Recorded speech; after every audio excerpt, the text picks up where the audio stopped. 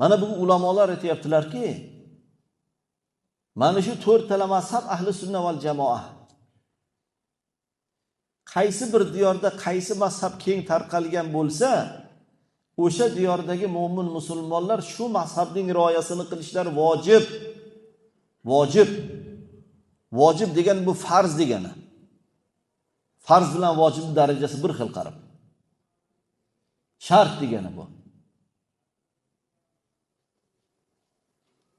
Yana aytayaplarki, qaysi bir diyorda qaysi mazhab keng tarqalgan bo'lsa, o'shaning ulamolari keng tarqalgan bo'ladi, uni kitoblari keng tarqalgan bo'ladi. Qaysi bir mamlakatda 4 tala mazhab ham tarqalgan bo'lsa keng. Bor shunaqa mamlakatlar. Saudiya Arabistonda, Misr Arab Respublikasida bor. 4 tala mazhab keng tarqalgan. Ana unda deyaptilar, o'zi ixtiyor qilsin. Qaysi mazhabda ibodat qilishini. Chunki o'sha mazhabning ulamolari bor o'sha yerda, o'sha mazhabning maktablari bor, o'sha mazhabning kitoblari bor deyaptilar. Ana. Bugun O'zbekistonimizda tarqalgan mazhab Hanafiy mazhabi, baraka topinglar.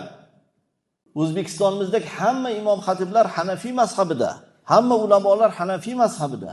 O'zbekistonda mavjud bo'lgan arabcha bo'lsin, lotincha bo'lsin, kirilcha bo'lsin, mavjud bo'lgan diniy adabiyotlarimiz hammasi Hanafiy mazhabidagi adabiyotlar hisoblanadi.